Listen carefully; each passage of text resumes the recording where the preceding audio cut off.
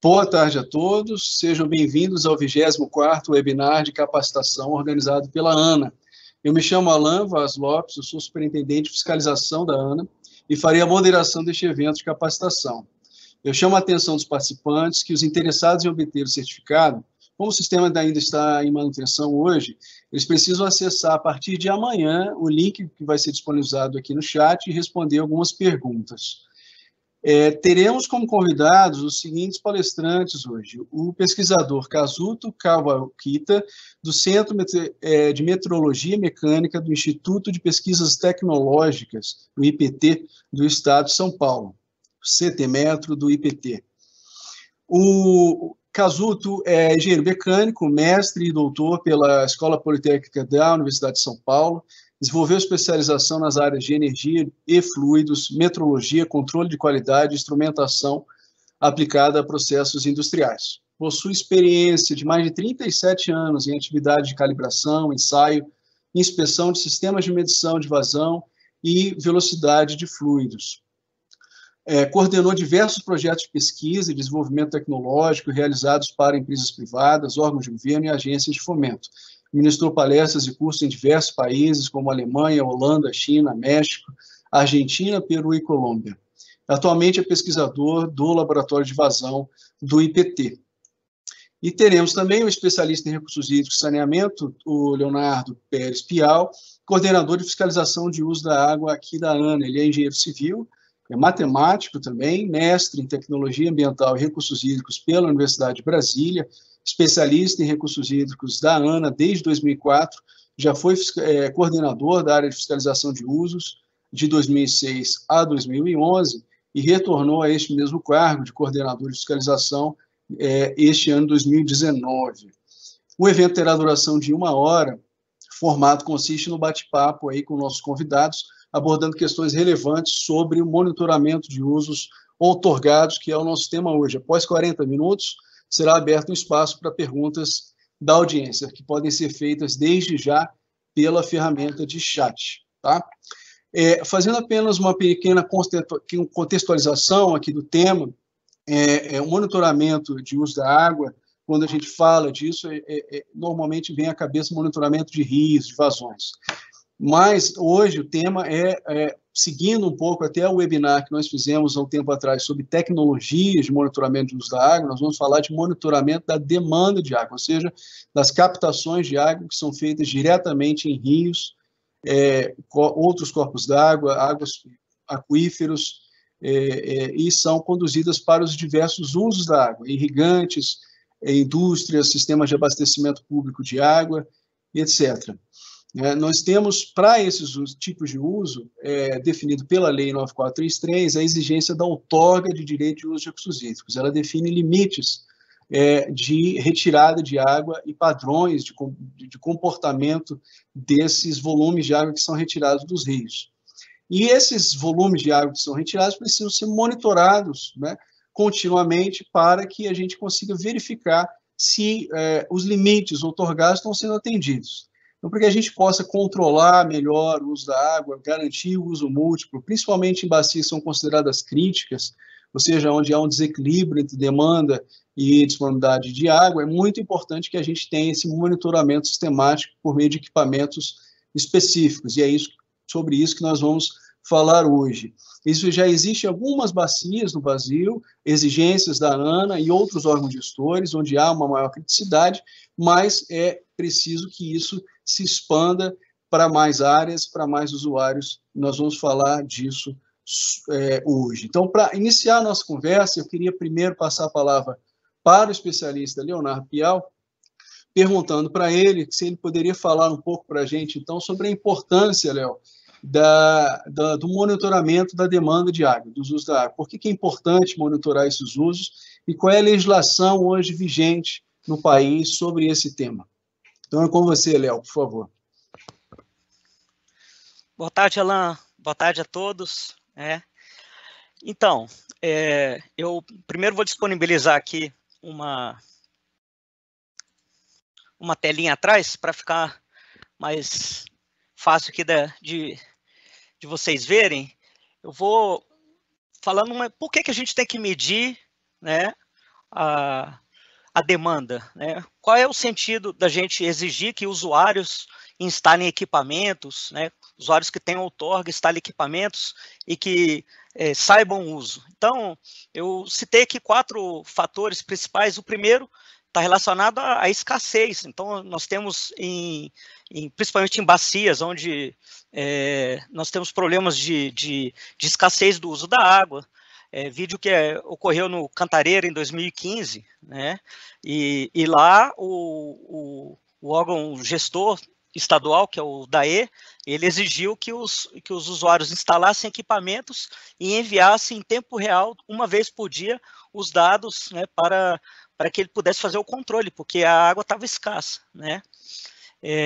Depois, a outorga, ela é um instrumento que ela é só uma estimativa do uso da água. Então, por exemplo, nessa figurinha que vocês têm aí de uma indústria sucroalcooleira, né, que ela é uma indústria de produção de açúcar, né, e ela, só para vocês terem ideia, uma indústria desse tipo, dependendo da tecnologia, ela pode consumir entre 2 e 20 metros cúbicos por tonelada de cana. Então, como é que você sabe? Então, a gente tem referências por tipo de indústria, mas essa é uma estimativa. A outorga é uma estimativa. Como é que você sabe o real uso? Só com a medição, com os equipamentos, né? Depois, nós temos outro problema também, que é com relação à especulação pelo uso da água, né? O que é que acontece? Em regiões onde você não tem água, principalmente na irrigação, quando vocês veem aí nessa outra figurinha, né, onde você não tem água, os usuários, o que eles fazem? Eles sabem que não vão ter outorga e pedem pouca água, mas eles usam mais. Então, para a gente saber o real uso deles, a gente precisa exigir que eles instalem equipamentos. E, em outro lado também, quando eles querem financiamento rural, e aí tem água em abundância, eles pedem outorga à vontade, pedem um valor altíssimo para poder ir no banco retirar dinheiro, mas eles não estão usando. Então, eles pegam aquela água para poder ter o financiamento rural e não usam, né? E depois, finalizando, tem a parte da cobrança, que quando você tem um equipamento instalado, você pode pagar pelo valor medido, e não só pelo valor que foi da outorga, né? Então, mas para isso você precisa de ter um equipamento, tá certo? Agora vamos colocar uma outra figurinha aqui para explicar da legislação. Então, na legislação, nós temos um critério que é nacional, tá?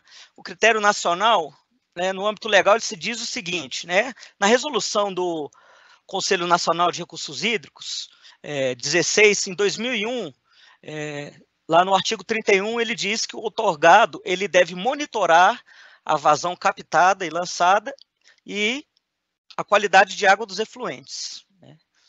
E ele deve enviar os dados se o ato de outorga de cada vamos dizer, órgão gestor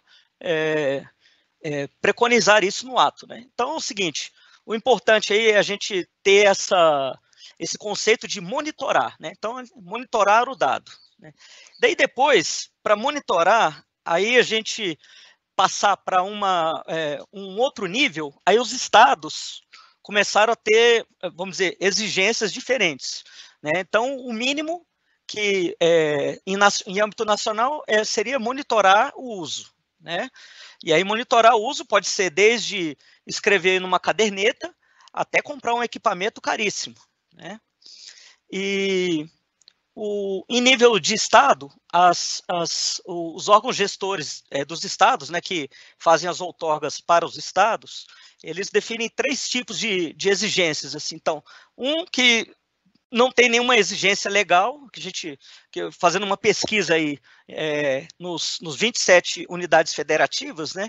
Então, 7 dessas unidades não tem nenhuma exigência legal prevista e simplesmente o que está em vigor é a nacional, né? Que é o monitoramento.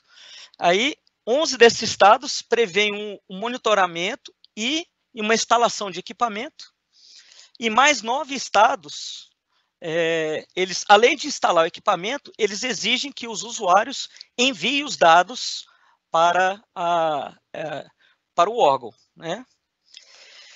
E falando aqui agora da ANA, né, que aí é o nível federal, que são os rios de domínio da União, os corpos hídricos de domínio da União, nós temos aí uma evolução ao longo dos anos, né? Em 2003, a ANA ela já passou assim, em toda a outorga dela, exigir que os usuários instalassem um equipamento de medição. Então, ela foi mais exigente que o Conselho Nacional. O Conselho previa só o monitoramento. Aí a ANA exigiu que os órgãos, que os usuários federais, né, de domínio da União, tivessem que instalar equipamentos. Em 2004, ela criou uma declaração anual de uso de recursos hídricos, que se chama DAUR, né? A DAUR ela foi criada em 2004 para que os usuários, uma vez por ano, enviassem os volumes utilizados. É como se fosse assim uma declaração no imposto de renda, a gente não fala quanto que a gente gastou, então que o usuário falasse para a ANA quanto ele gastou de água, né? Em 2009, nós definimos critérios para essa DAUR, que, assim, em data, por finalidade de uso, né? No caso aí, irrigação era um certo valor. Em 2015, nós fizemos uma outra evolução, que aí não era só por finalidade de uso, era por bacia. A gente via que usuários na bacia do São Francisco, na calha do São Francisco, é um rio bem maior, então um usuário que é significativo lá, né, ele não é nada na bacia do Rio Amazonas, né, porque lá o Amazonas não tem. E aí lá no Rio do Amazonas também não tem conflito. Então não são todas as bacias que a gente precisava de exigência. E aí, então a gente definiu as bacias, né, e aí fizemos resoluções específicas. E em 2020, né, finalizando, nós publicamos agora recentemente a resolução 27, que ela... perdão, em 2015 nós voltamos com monitoramento, a gente achou que exigir equipamento de todo mundo era uma exigência muito forte, não tinha necessidade você imputar ao usuário vamos dizer, essa exigência, assim, que basta que ele monitorasse, e daí depois em 2020 a gente já fez uma nova resolução definindo alguns critérios, dependendo do comprometimento dele, quer dizer, da importância que ele tem, individual ou coletiva, ele tem que instalar equipamentos e enviar dados, e até por meio de telemetria, em tempo real. Então, é isso, né? A importância da medição e a legislação é isso. Agora, um desafio que a gente tem é em relação a definir quais os tipos de equipamentos, isso é um desafio geral, né?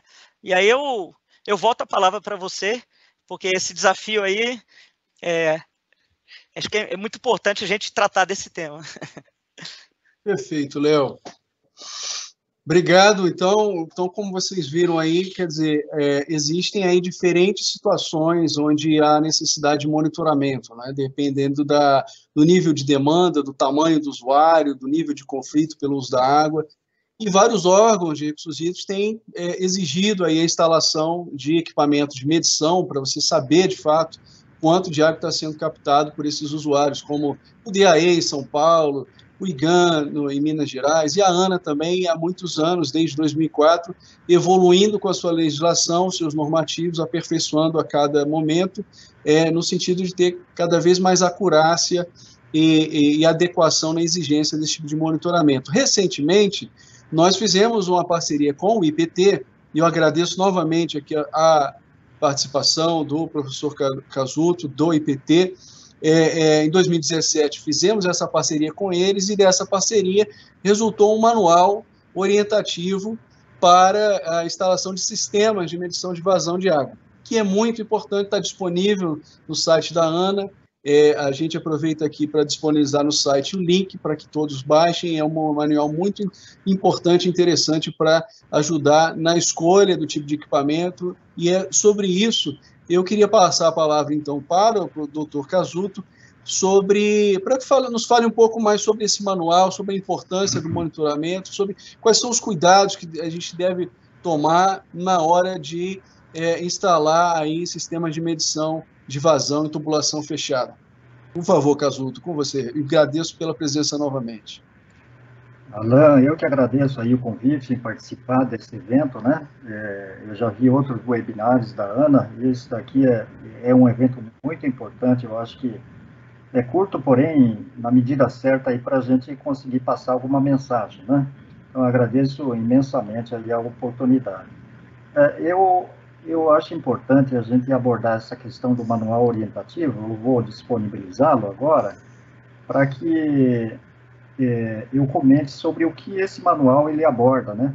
Ele é um manual bastante completo, um aspecto assim de dar uma noção para quem for utilizar sistemas de medição, consiga fazer uma boa seleção, um bom uso desses equipamentos, né? Para a sua necessidade. Então, vou, nessa apresentação, passar assim, bem superficialmente o que é abordado aí nesse documento, tá? Esse documento, ele está disponível, já foi lançado em julho deste ano, né, pela ANA, e está disponível aí no link que o Jean vai passar para vocês. Então, ele é destinado para praticamente todos os usuários, todos os interessados que queiram conhecer essa técnica da medição de vazão, né? Por que a medição de vazão é importante? Ela é importante, a medição de vazão é importante em vários segmentos. No nosso segmento que estamos abordando hoje, que é da água, né? Para a área de saneamento, nem se fala, né? A medição de vazão está presente em todas as etapas dessa chamada indústria da água, né? Desde a captação, tratamento, transporte, a distribuição, a gestão das perdas, enfim, né? No balanço de sistemas, por exemplo, o sistema do PISF, né? O PISF, ele tem ali a captação dos 2 pontos, no eixo leste e o eixo norte, e essa água é transportada em grandes vazões para os pontos de entrega, né? Para os estados. E essa medição, ela tem que ser feita com um nível de confiabilidade grande, porque envolve muitos recursos, o recurso hídrico e o recurso financeiro envolvido, né? Então, esse manual, ele tem essa finalidade de capacitar os interessados, os envolvidos nessa tecnologia, nessa atividade, para que entendam como obter o melhor resultado. Então, nós temos aí, nesse manual, um item chamado princípios básicos, onde nós abordamos desde conceito de vazão. Eu não vou entrar nos detalhes, obviamente, porque não é o objetivo desse evento, né? Abordamos a equação da continuidade, o que entra, sai, mais as perdas, né? As equações de Bernoulli, a equação de energia, enfim, tudo isso é abordado para que se entenda o desenvolvimento da ciência, né? Os princípios da aderência, o número de Reynolds, que é um adimensional muito importante para quem mede vazão, né? Então, os regimes de escoamento laminar, regime de escoamento turbulento, tudo isso daí, ele é abordado nesse manual orientativo. Outro tópico muito importante que o documento aborda é a questão do perfil de velocidades, né? O perfil de velocidades nos regimes laminar, turbulento, para que se possa fazer uma boa medição de vazão, né? Então, aí nós temos algumas figuras sendo apresentadas, que são os regimes de escoamento laminar, o turbulento. Obviamente, aí se vê um escoamento axissimétrico, quer dizer, uma condição boa de medição. Mas nem sempre é assim, né? Ocorre, muitas vezes, nas tubulações, nos condutos forçados, elementos geradores de perturbação, como válvulas, curvas, né? Curvas são muito comuns em instalações hidráulicas. E essas curvas, elas geram assimetrias no perfil de escoamento. Então, nesse documento, nós explicamos o que é cada um desses possíveis geradores de perturbação no escoamento, tá? Outro efeito que pode ser encontrado muito comumente em tubulações, escoamentos em tubulações, é o chamado escoamento helicoidal, onde você a partir de duas curvas em planos perpendiculares, você acaba gerando escoamento em espiral. Tá? Então, isso aí é bastante nocivo para um medidor de vazão. Por isso que é necessário entender o local apropriado para instalar. Eu não posso instalar um medidor de vazão como está aí, ó, uma turbina na frente de um trecho onde o escoamento está tendo esse desempenho. Ou numa saída de bomba, uma estação de bombeamento com uma bomba, eu não posso medir a vazão logo na tubulação de saída, a poucos metros dela, porque o escoamento de uma bomba axial gera esse escoamento helicoidal. E é um medidor de velocidade, ele vai, baseado no princípio da medição da velocidade, ele vai acusar, vai medir alguma coisa, mas totalmente incorreta, tá? Esse manual também aborda a questão de como tentar reduzir essas perturbações no escoamento, com retificadores, condicionadores, né? Isso trata também, o documento trata das curvas de erro, né? Que ela não é uma curva de erro linear, né? Ela apresenta muitas vezes variações. O manual também trata aí os tipos de medidores, os princípios de medição volumétrico, mássico, os medidores de vazão baseados em velocidade, os medidores inferenciais, né, que são os casos por diferencial de pressão, né? Também aborda aí toda a gama de tipos de medidores e suas aplicações principais, seja em grandes vazões quanto em pequenas vazões. Então, nós temos desde um rotâmetro até um ultrassônico lá em cima, né? Vocês estão vendo essa grande variedade de princípios de medição. E o documento também traz, então, cada uma das tecnologias de medição. O eletromagnético ele é muito utilizado na área de medição de vazão de água, né? Seja um medidor do tipo Carretel, seja esse medidor do tipo inserção, né? Que está se tornando comum no Brasil. O medidor ultrassônico por efeito Doppler também é mencionado, tá? Medidor fácil de utilizar, porém com resultados meteorológicos um pouco aquém do que, por exemplo, esse outro, por tempo de trânsito, fornece, que é um medidor muito mais trabalhado, né? Ele consegue fornecer repetibilidade das medidas, né? Porém, o seu custo, obviamente, é mais elevado, né? Abordamos outras tecnologias, embora não sejam muito utilizadas na área de medição de água bruta, que é o medidor Coriolis. Ele é um medidor extremamente preciso, porém ele é caro. O custo-benefício, nesse caso, não se aplica à área de saneamentos. O medidor de deslocamento positivo, os hidrômetros residenciais, os Voltmans, enfim, todos esses também são abordados, mencionando as suas características, enfim. E os diferenciais de pressão, né, que antigamente se usava muito tubo de Venturi, bocais, tubo de Dow, né, tubo de Pitot, Anubar, enfim. E os diferenciais mais como sondas de inserção, né, que são os medidores do tipo Pitot. E nós vamos falar seguidamente aí, na próxima intervenção, o tubo de Pitot do tipo S. Então, qual é a melhor opção? Para você escolher a melhor solução para a sua aplicação, você precisa conhecer um pouco do que acontece dentro da sua tubulação, certo?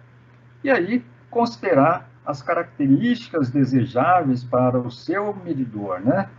Uma série de características que permitem vocês fazer a escolha do seu medidor para a sua aplicação específica, seja de baixa ou alta vazão. Então, os critérios são: você fornecer um medidor que permita uma exatidão ou incerteza de medida baixa, né? Tenha uma confiabilidade de medição a longo prazo, né? Possibilite a manutenção, porque ele vai estar lá em campo, né? E uma conectividade é desejável para os sistemas de automação para que possa fornecer os valores ali para monitoramento remoto. Ok? Muito obrigado por essa intervenção.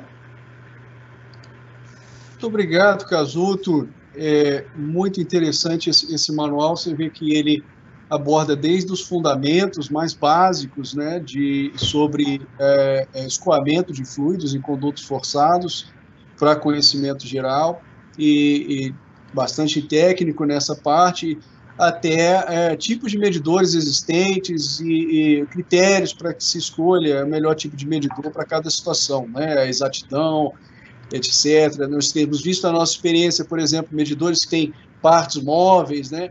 Às vezes eles têm uma durabilidade menor do que aqueles medidores que são ultrassônicos, que não têm partes móveis e têm uma certa durabilidade maior, né?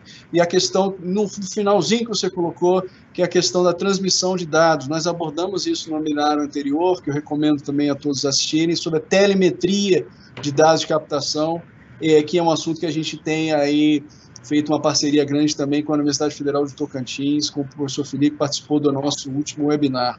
Mas é, de fato, um privilégio a gente ter essa parceria com o IPT, aí, que tem nos ajudado na especificação aí de normas para medidores de vazão, para uso da água, e também o projeto de transposição de São Francisco também tem nos auxiliado nesse aspecto, e é uma oportunidade de a gente difundir aí esse conhecimento todo do IPT, que é uma referência na área, né, para todo o país.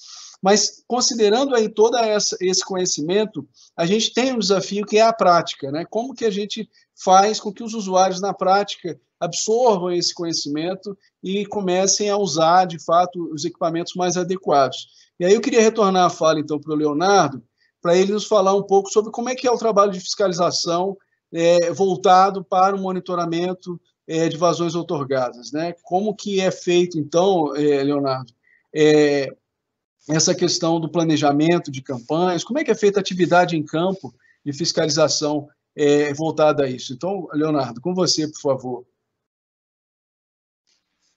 Obrigado, Alan. Então, realmente é um desafio, né? Que nós temos, acho que dá 120 mil quilômetros de rio no país, rios federais. E aí, e somos 8 fiscais aí que estão... A gente não vai percorrer isso tudo, né? Então, como é que a gente faz? Em primeiro lugar, né, vou deixar aqui uma transparênciazinha aqui para que vocês possam ver aí que a gente começa... A parte de planejamento, né, da nossa atividade, ela começa no escritório, onde a gente, primeiro, a gente define anualmente quais são as bacias que a gente vai visitar. E são bacias onde a gente tem conflito pelo uso da água. Então, a gente faz um planejamento anual de fiscalização, que é o PAF, né? E a partir dele, a gente define as atividades nas bacias prioritárias, né? E na parte da execução, né? Aí a gente, para cada campanha, a gente vai verificar, por exemplo, vamos supor, na bacia do Rio São Francisco, né, a gente tem usuários lá de maior porte, e normalmente o que a gente nota é o seguinte: você pega numa bacia do São Francisco, você tem ali 47 usuários que eles são responsáveis e são 500 e poucos outorgas, né? Então, mas, quer dizer, 10% dos usuários aí, eles são responsáveis aí por 90% do volume outorgado. Então, é claro que o que nós vamos fazer? A gente prioriza os usuários de maior porte, aqueles que retiram mais água, né? E para esses, a gente faz dá uma lupa, né? Primeiro, em relação a verificar a DAUR, né, que é a Declaração Anual de Uso, para ver se está de acordo com a outorga ou não, e daí depois a gente parte para ação em campo, né? Ação em campo, a gente faz uma vistoria para verificar se o uso outorgado está de acordo com o real medido, né? E para isso a gente usa esses equipamentos aqui, que está aqui no meu lado, né? Esses equipamentos aí que tem até uma galocha aí, uma pantaneira, que é quando a gente entra num canal para fazer uma medição com o Flow Tracker, né? Mas a gente usa a navegação online, porque normalmente são estradas, né, rurais. A gente usou o drone também, porque não tem acesso em alguns locais que as captações ficam perto dos rios, né?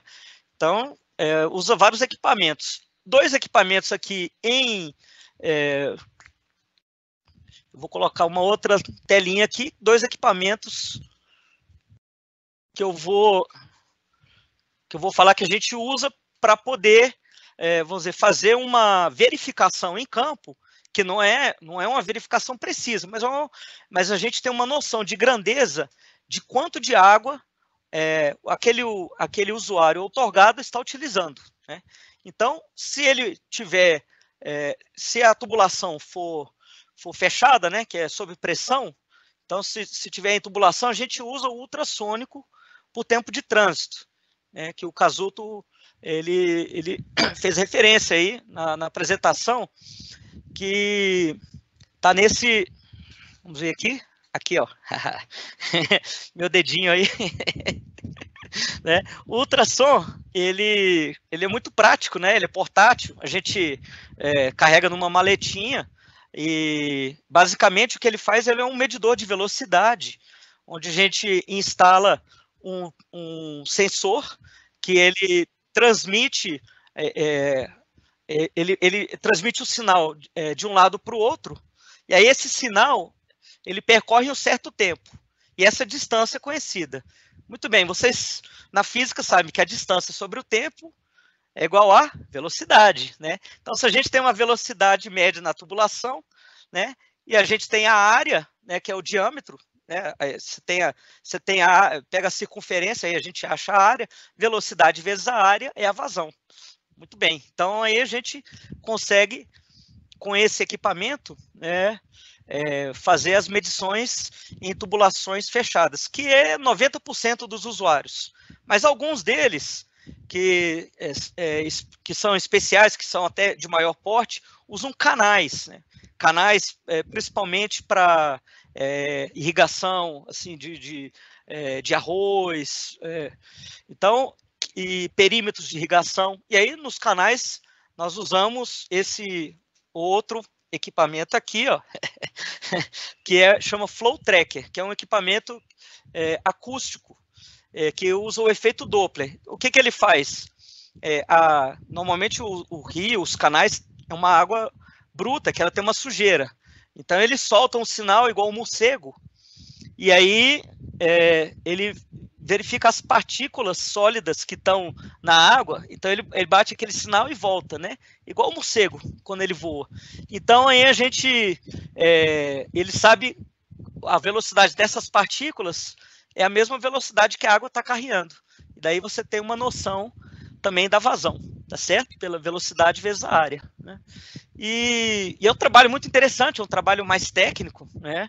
E normalmente é um trabalho que dá, assim, às vezes a gente encontra situações inusitadas, como essas figurinhas que a gente tem aqui, ó. Essa aqui, quer dizer, nem sempre a tubulação vai estar numa área muito fácil, de fácil acesso, mas mesmo assim a gente vai, entendeu? Escalando ou entrando dentro de bueiro, né? Mas assim, o importante vamos dizer, para o engenheiro, né, o importante é medir, né? E aí a gente né? A gente acha, pelo menos assim, procura o local adequado para fazer a medição, né? Mesmo como o Casuto disse aí, que precisa de um trecho reto, um local mais adequado para fazer, mas importante é a gente medir e aí verificar com o usuário, né, se ele está de acordo com a outorga ou não. E principalmente a gente verifica se o equipamento dele, a partir do nosso, se o equipamento dele também está funcionando. Mas isso já não quer dizer, o nosso já não tem uma precisão tão grande. Então, daí eu volto para você para dizer que uma aferição em campo, né, ela não pode ser feita com esses nossos equipamentos. Precisa de uma metodologia mais precisa, certo? E aí, tá de volta aí para falar da aferição, né? O que a gente faz é só uma verificação de grandeza, né? Entendi. Okay. Certo, Léo. Quer dizer, o trabalho de fiscalização acaba sendo muito desafiador, né? Pelo tamanho do país, pelas regiões diversas, e cada estado tem seus problemas também, ou seja, ir a campo e verificar se o equipamento está bem instalado e medindo adequadamente é algo desafiador, né? E a ANA utiliza aí ultrassônicos, full trackers, outros equipamentos que você descreveu, para ir verificar, fazer uma verificação em campo se o equipamento está medindo adequadamente, né? E outros, houve aqui uma questão aqui no chat, só colocando, por exemplo, o estado do Mato Grosso do Sul também exige dos usuários outorgados, com o decreto 13.990, artigo 12, estou lendo aqui, que eu acho importante divulgar também, a necessidade de se manter o monitoramento e encaminhar os dados regularmente ao órgão outorgante. Isso acontece no Mato Grosso do Sul e vários outros órgãos, né? Inclusive na ANA, e aí eu pediria até para o Jean disponibilizar no site também o link para o nosso site, nossa página sobre a DAUR, que é a Declaração Anual de Uso de Recursos Hídricos, ou seja, em algumas bacias, em rios da União, é necessário que o usuário monitore e encaminhe essas declarações aí de 1º a 30 de janeiro, né? E a gente tem exigido isso de alguns usuários, e nessa página você encontra quais são as bacias onde é necessário fazer esse tipo de monitoramento, além dos rios estaduais, que aí tem que ser verificado junto a cada órgão gestor estadual.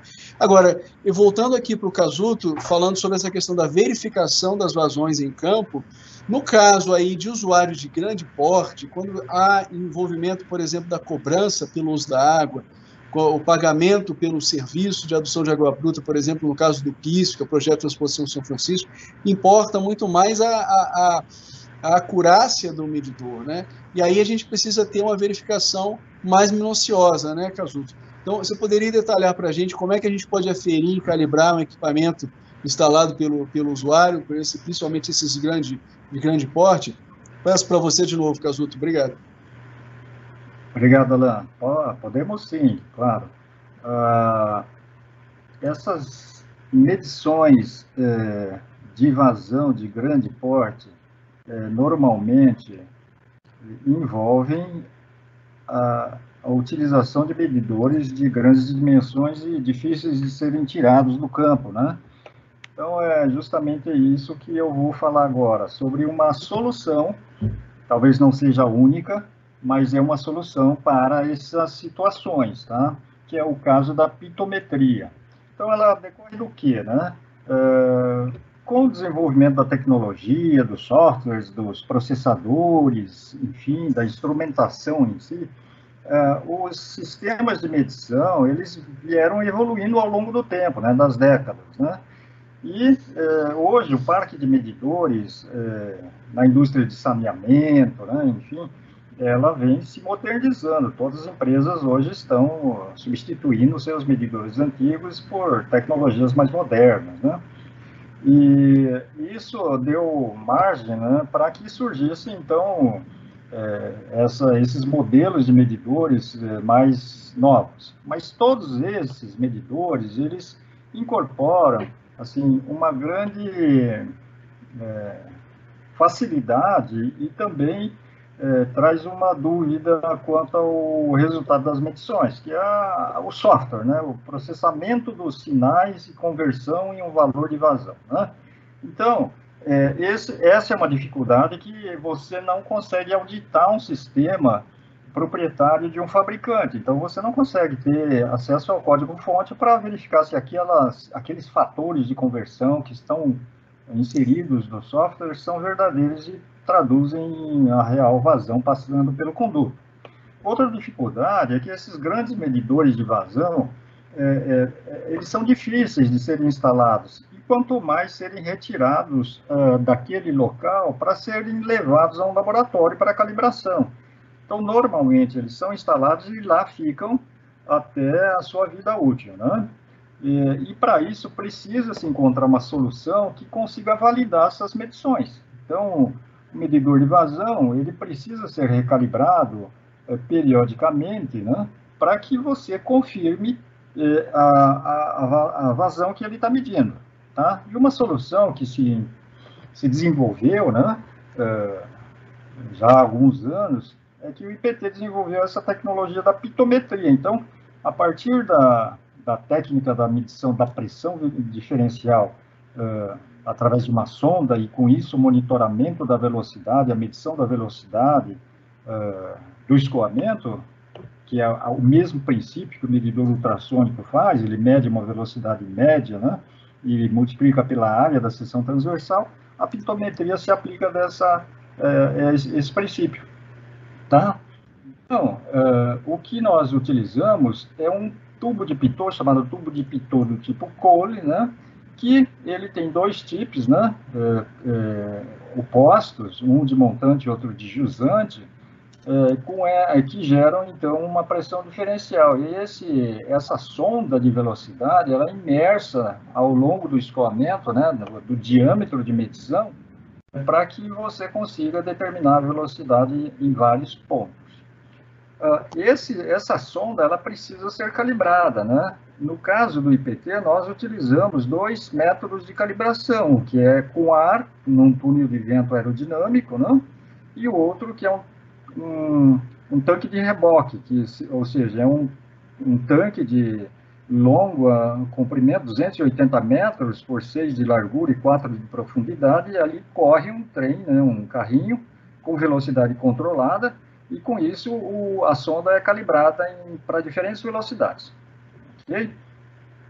A aplicação de uma ou outra técnica só depende de você conseguir manter uma similaridade no número de Reynolds. O Reynolds do escoamento para a velocidade do ar ser igual ao Reynolds que vai ser usado na água. Tá? Então, o número de Reynolds é uma dimensional, não vou entrar em detalhes, que permite que você faça essa correlação. Então, o coeficiente de calibração do tubo de pitot, ele é determinado em laboratório. O tubo de pitot Cole, como não existe uma norma que regule a sua fabricação, ele apresenta alguma variação em função de uma unidade para outra. E aí essa curva de calibração é determinada em função do número de Reynolds, né, ao longo de uma faixa, e com uma boa correlação dos pontos, né? Então, nós temos aí limites de incerteza que são inferiores a 1,5% no coeficiente de calibração do tubo de pitot. E esse caso aí, desse tubo de pitot, ele estava dando uma incerteza de pouco mais de 0,7%. Então, é uma solução bastante importante. Uma vez calibrado esse tubo de pitot, ele é, então, inserido na tubulação, levado a campo para ser o objeto de mapeamento. Então, ele mapeia em vários pontos. A norma ISO 3966, ela define os pontos de mapeamento segundo um método, né? Nesse caso, grandes tubulações são normalmente utilizados 11 pontos de medição, segundo uma distribuição que nós chamamos de log linear.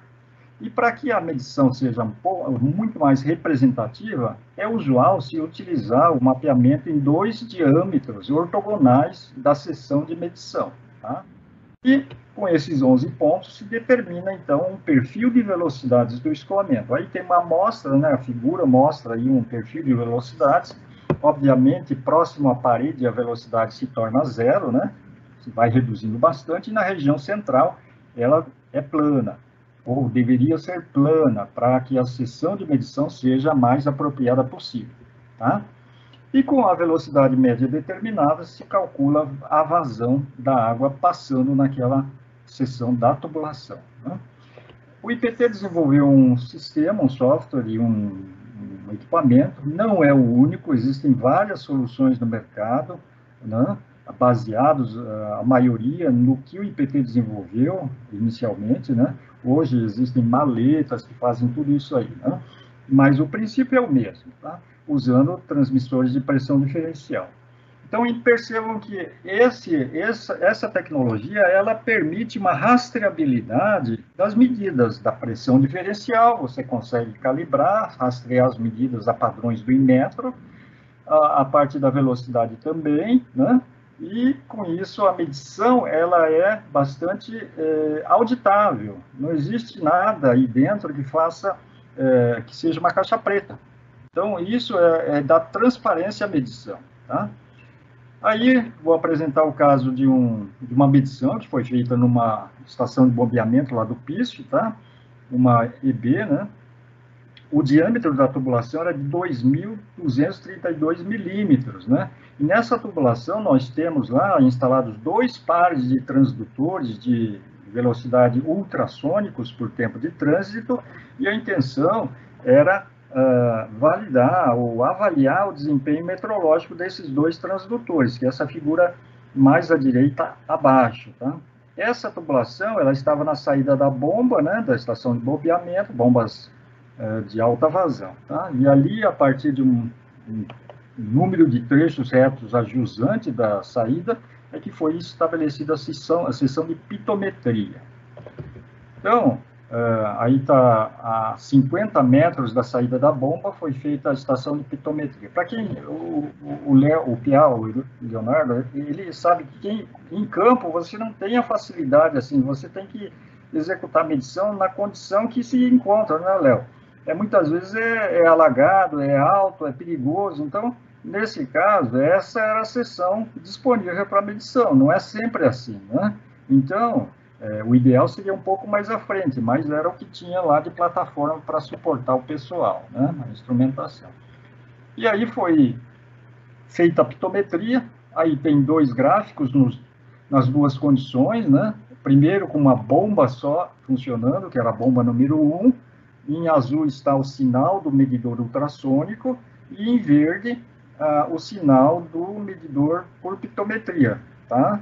As velocidades variam, né? As condições variam ao longo da medição, porque a bomba também ela não mantém o regime de vazão estável, zero, né? Ela sempre tem uma flutuação. E aí essas curvas aí são que vocês veem variando a altura, é porque são medições próximas à parede da tubulação, a região central e depois na outra parede da tubulação. E esse mapeamento é de inserção do tubo de Pitot e retirada do tubo de Pitot. Por isso que existe essa variação na velocidade. O sensor ultrassônico está medindo continuamente a transversal, né? E no outro lado, aqui nós temos a condição das 2 bombas em operação. Bomba 1 e 2 em paralelo. Então, são vazões bastante altas, né? Nós estamos aí com vazões de 7, 13 metros cúbicos por segundo. Isso é muito alto, né? O resultado dessa pitometria está aí os 2 perfis, né? No caso de uma bomba só funcionando, perfis de velocidades bastante razoáveis, tá? E a incerteza de medida, nesse caso, foi de de 2%. O erro de medida do ultrassônico foi menos 3,3%. Agora, com as 2 bombas em paralelo, o perfil variou um pouquinho, já modificou um pouquinho, porque a entrada no bocal de captação ali das 2 bombas, né, para a tubulação de descarga, traz um efeito. A incerteza, nesse caso, foi 1,9%, e o erro do medidor ultrassônico estava em menos 14%.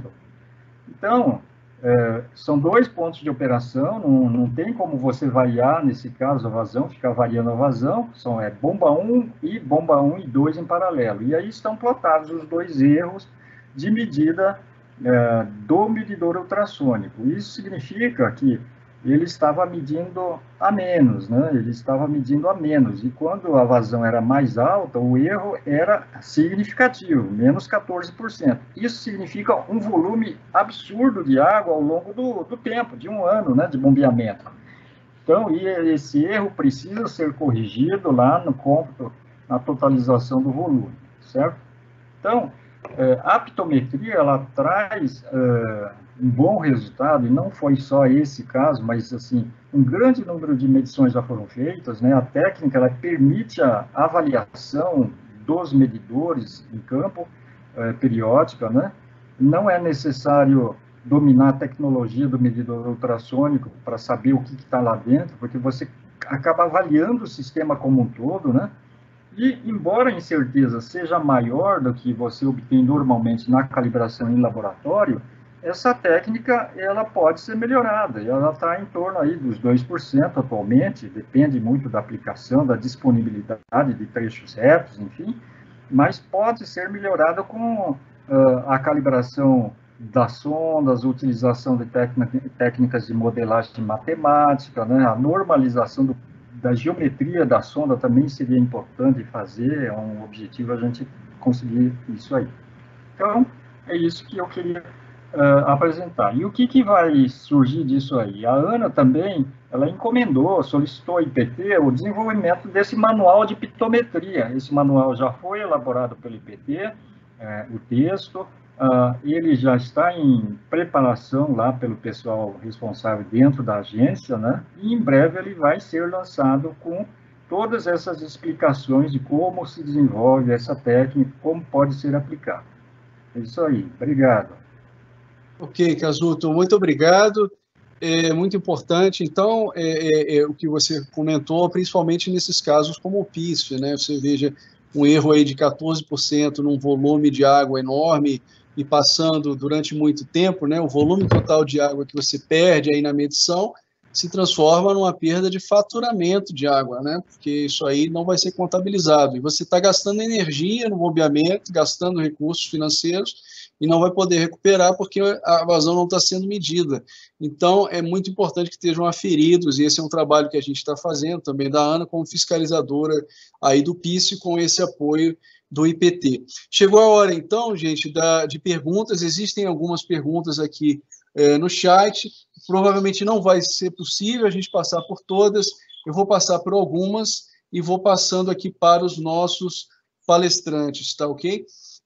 Bom, a primeira é a questão aqui lá do comitê, presidente do Comitê da Bacia Hidrográfica Rio de Contas, na Bahia. Apesar de ser um rio estadual, a ANA faz alocação em 6 reservatórios federais, tá? Estamos com problemas sérios no reservatório Anagé. Nós conhecemos bem, nós somos fiscalizadores lá desse reservatório. Né? Muitos irrigantes outorgados, mobilizados para fazer o racionamento, o monitoramento eficiente, mas há usuários sem outorga. E aí, eu passaria, então, a pergunta para o Léo, para ele anotar, para tentar responder, como é que a gente faz com os usuários que não têm outorga, né? A gente precisa fazer o cadastro, como é que exige aí a questão de monitoramento desses usuários, né?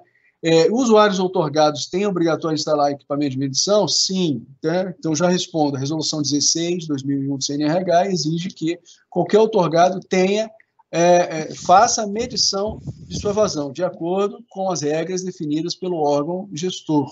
Né?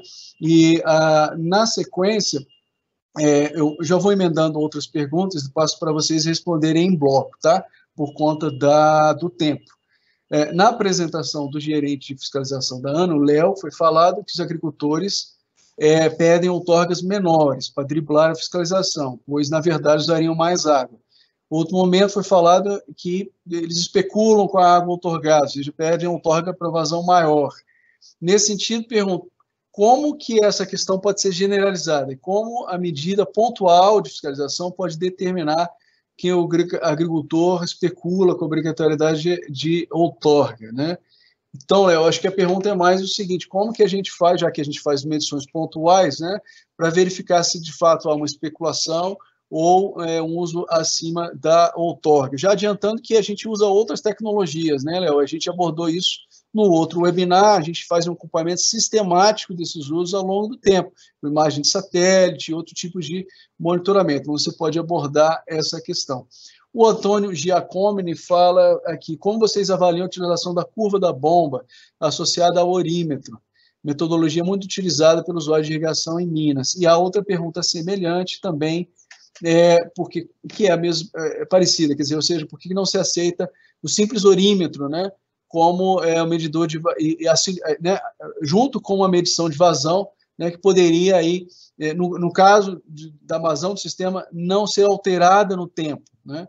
Então, a vazão do pivô central é constante, normalmente. Logo, o orímetro resolveria o problema, seria menos oneroso para o produtor e daria menos manutenção. Acho que os órgãos têm que olhar para esse prazo, esses equipamentos são muito caros, exato. Então, quer dizer, em alguns casos, né, Léo, e pergunto para o Kazuto também, que caso que a gente pode usar? Isso é muito usado, né? Usar só o orímetro, contabilizar o tempo de operação da bomba e, com auxílio de algumas medições de vazão, estimar o volume. Quando que isso pode ser usado e quando que não é recomendado? Deixo essa pergunta para vocês, tá? Então, eu passo a pergunta primeiro para o Léo. Léo, se você puder ser bem sucinto, e aí respondendo essas perguntas, eu passo depois na sequência para o Casuto. Obrigado. Tá bom. Muito bom. Primeiro, com relação eu vou deixar para o Casuto falar a do orímetro, né? Com relação à questão da irrigação, eu acho que eu não fiz me entender bem, assim, então vou poder esclarecer. Não é que, assim, é que o irrigante está querendo driblar, né? Não é a intenção dele isso, mas, às vezes, o que acontece? Em algumas regiões, né, você tem pouca água e ele precisa, né, de água para irrigação. O que ele faz? Aí ele vai solicitar uma outorga com uma área menor, né? E daí, como é que a gente vai descobrir em campo, né, se ele está utilizando mais água ou não? Primeiro, a gente verifica se é uma região em conflito, se o rio está com algum problema. Então, a gente tem um monitoramento da oferta. Depois, a gente vai a campo, faz uma medição de vazão instantânea, e na medição instantânea, a gente já consegue verificar se a vazão máxima instantânea dele está de acordo com a outorga, né? Às vezes ele pede ele tem uma estrutura de captação lá que ele está usando 100 metros cúbicos por hora, né? E na verdade ele tem outorgado para 30. E aí a gente vai e consegue medir isso aí, né? E depois, ao longo do tempo, a gente tem ele tem que enviar os dados para a ANA, certo? E com relação a usar menos, né, a especulação, isso acontece no caso de você ter... isso acontece muito em bacias que não tem cobrança, porque quando tem cobrança, que ele tem que pagar pelo uso da água, ele acaba fazendo com que o valor outorgado seja bem o valor real, né? Mas onde não tem cobrança, o que acontece? Às vezes ele quer instalar 3 pivôs, mas aí ele põe um prazo aí de 3 anos, mas aí de repente ele vai instalar um só, mas ele pede água para 3. Aí o que é? O órgão, a ANA no caso, ela vai direcionar água para 3 pivôs e não para 1, né? E aí a fiscalização, ela vai verificar que o cara tem uma outorga para 3, mas está usando bem menos. Como que a gente faz isso? Novamente, né? Pelas declarações de uso, pelas verificações em campo, pelas medições de vazões, a gente consegue fazer essa verificação, tá certo? Aí, acho que agora, do orímetro, o Casuto pode falar, né? Mas, assim, eu posso adiantar que para soluções, assim, de usuários de menor porte, né? E às vezes tendo, assim, uma calibração da vazão, sei lá, uma vez por ano, né, com um equipamento, pode sim instalar um orímetro, né, desde que seja um sistema que seja um pouco mais estável, né? Mas acho que o Casuto pode detalhar um pouco mais isso aí. Zé Léo, eu enxergo dessa forma, olha, essa questão da medição da vazão outorgada, demandada, enfim, ela é nova no Brasil. Ela precisa ainda evoluir. E isso vai ocorrer com o tempo, tá? É óbvio que nós não podemos onerar o pequeno produtor, o pequeno usuário, com a necessidade dele adquirir um equipamento de primeira linha, uma tecnologia onde ele vai gastar aí um volume enorme de recursos. Isso não faz sentido nesse momento, não é essa a ideia que a gente vê, né, que eu enxergo. É necessário ter uma solução para essa quantificação do volume de água. A bomba mais orímetro, ela é uma solução viável. Viável sob o aspecto de que, tecnicamente, ela pode fornecer um volume estimado medido, desde que você ensaie a curva da bomba, né? Porque mencionaram aqui a questão do pivô central ter uma demanda constante.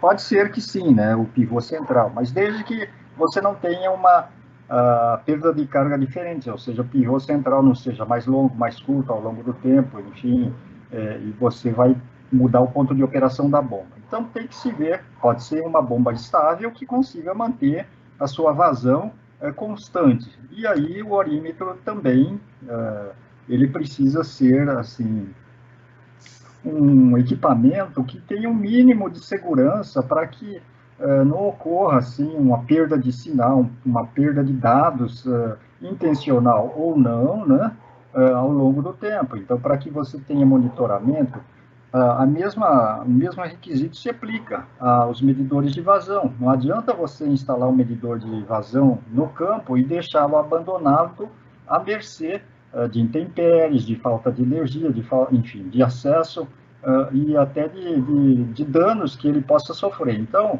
o sistema do orímetro, ele funciona, já vi muitas vezes funcionando muito bem. Nesse momento, é uma solução. Ao longo do tempo, com o desenvolvimento dos regulamentos, dos requisitos, das tecnologias, com enfim, da oferta de novas soluções, pode ser que isso daí se desenvolva e migre para uma outra solução com um sistema de medição um pouco mais preciso, né? Ou seja, vocês podem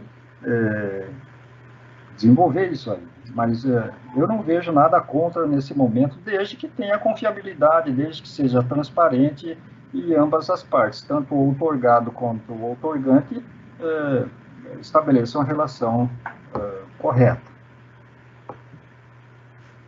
Perfeito, Casuto. Obrigado. Obrigado. Realmente a gente tem aceito aqui na ANA, né, Léo, seguindo um pouco o que o Casuto falou, o orímetro, em alguns casos, usuários pequenos, de fato, dá para controlar, sim, né? O critério, de fato, é se há variação de vazão ao longo do tempo. Se não há, é possível ter o orímetro. É uma proposta que está sendo feita até na bacia do Rio São Marcos, tem um marco regulatório que está em audiência pública, que, enfim, é uma proposta que está sendo aventada lá em outras bacias também. Existem outras perguntas aqui que eu vou passar para vocês. A gente vai ter mais 10 minutinhos só de webinar e eu vou passar para vocês na sequência. Antes disso, eu só queria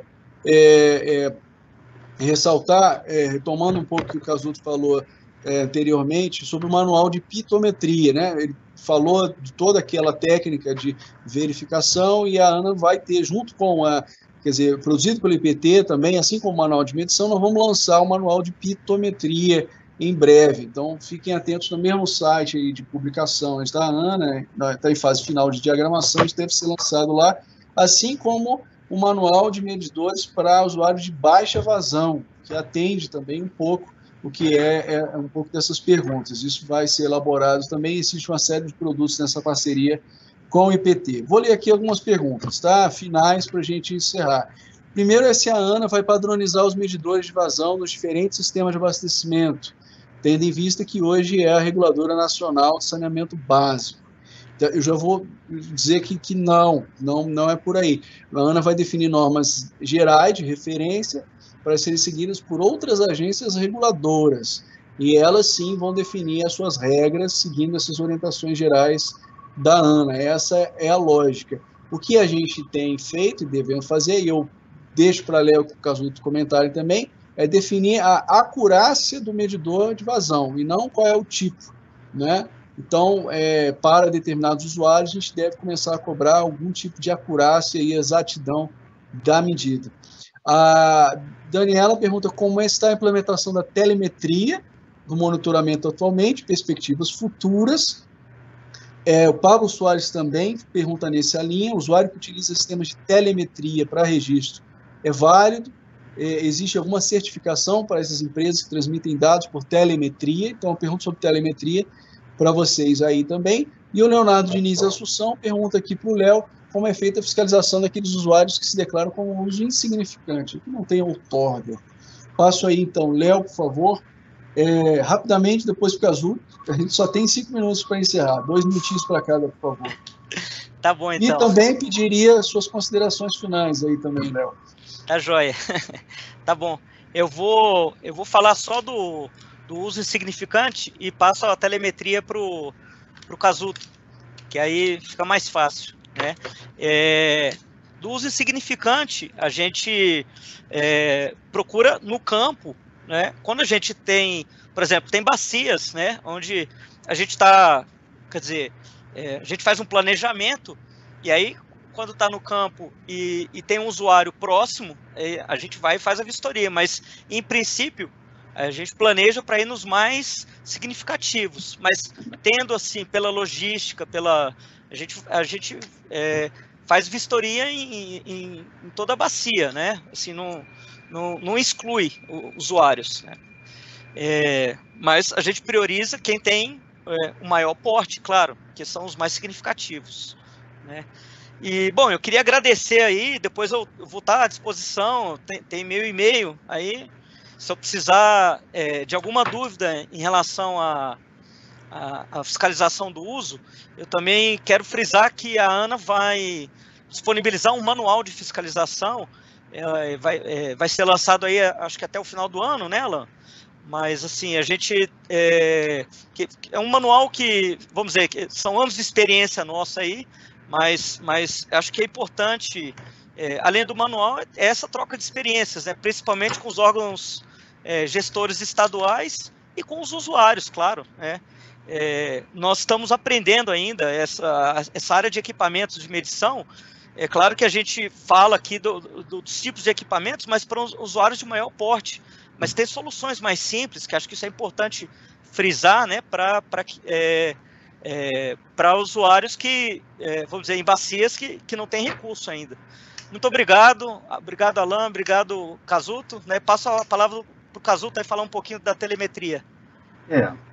Antes, a questão da ANA não definir tecnologias de medição. Eu partilho dessa ideia, eu acho que não é papel de uma agência reguladora definir o método, como chegar no resultado, mas sim definir o resultado, que é o critério de acurácia, de exatidão das medidas que ela quer para cada tipo de medição, seja de grandes vazões ou baixas vazões. Então, eu estou totalmente a favor. A questão da telemetria, ela é bastante ampla e eu acho que vale a pena, para quem perguntou, ver o webinar que teve ali de tecnologias de monitoramento e controle de uso da água, que foi, eu acho que 4 de setembro desse ano, e o Felipe de Azevedo Marques, né, ele abordou essa questão aí e com bastante propriedade. Eu acho que a telemetria ela é bastante ampla, precisa ter validação, muita segurança de transmissão de dados, enfim, envolve uma série de coisas que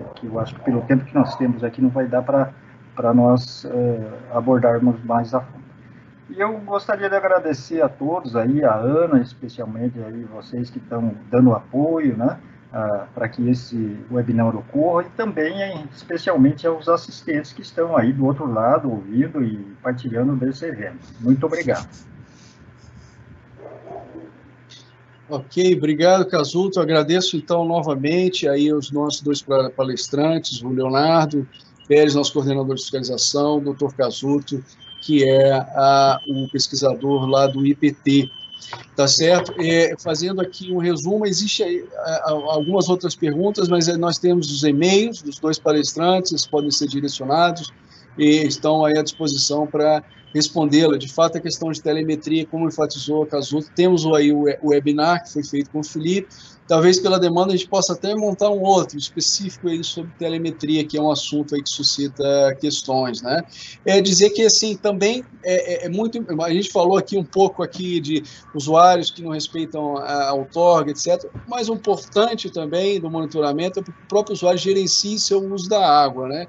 Importante colocar que a gente tem buscado também a própria conscientização dos usuários de água, e a maior parte, 95% dos usuários, de fato respeitam as regras e usam água de forma consciente para a sua produção. A gente tem visto isso, né? E o nosso trabalho aí de fiscalização também depende muito dessa parte de orientação, de comunicação, de diálogo e de parceria até, em alguns casos, com os próprios usuários, tá?